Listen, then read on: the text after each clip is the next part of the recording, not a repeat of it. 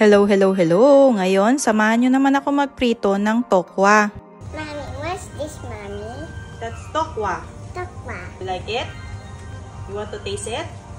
No, What no? I don't like that. It's yummy. Mommy? Yeah, you taste it later, okay? Okay. Bigla nga akong nag-crave sa tokwa. Dati hindi ko to kinakain, pero ngayon favorite ko na siya.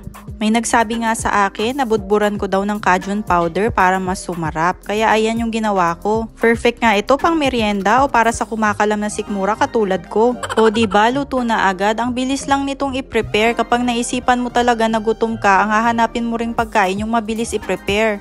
At para sa ating sausawan, madali lang rin ito at mag-chop lang naman tayo ng garlic. I-chop nating mabuti yan, yung finely chop talaga.